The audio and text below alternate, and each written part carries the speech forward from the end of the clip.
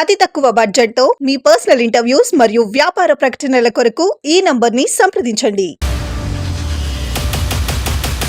ఒకప్పుడు ఆడపిల్ల ఇంట్లో పుడితే మూతి ముడుచుకొని పక్కకి వెళ్లిపోయారు. చూసేందుకు కూడా ఇష్టపడని సమాజం ఉండేది. భ్రూణ హత్యలు, లింగ వివక్ష, పుట్టాక అడుగడుగునా ఆంక్షలు విధించేవారు. కానీ కాలక్రమంలో తల్లిదండ్రుల ఆలోచన విధానంలో మార్పులొస్తున్నాయి. బాలిక పుట్టినా ఆనందిస్తున్నారు. ఉన్నత చదువులకు ప్రోత్సహిస్తున్నారు. ఆడపిల్లలు కూడా చదువులో, ఉద్యోగాల్లో రాణిస్తున్నారు. మగవారితో సమానంగా పనిచేయగలుగుతున్నారు. వారికి కావాల్సిన కాసంత మద్దతును ముందుగా ఇవ్వాల్సింది తల్లిదండ్రులే. కొడుకుతో సమానంగా కూతురిని చదివించి ఉద్యోగానికి పంపించే తల్లిదండ్రులనే ఇప్పుడు ప్రతి ఆడపిల్ల కోరుకుంటుంది. కానీ ఇప్పటికీ విద్య, పోషకాహారం, ఆరోగ్యం వంటి రంగాలలో అసమానతలు కొనసాగుతున్నాయి. ఆడపిల్లల్ని చదివిస్తున్నా ఉద్యోగానికి పంపకుండా పెళ్లి చేసే తల్లిదండ్రులు ఇంకా ఉన్నారు. ఆడపిల్ల కేవలం పెళ్లి కోసమే పుట్టినట్టు భావించకుండా వారి కలలకు రెక్కలివ్వాలి. వారిని స్వేచ్ఛ విహంగాల్లా ఎదగనిచ్చే సమాజం ఏర్పడాలి. ఆ పని చేయాల్సింది తల్లిదండ్రులే. 10వ తరగతి, ఇంటర్ వార్షిక ఫలితాల్లో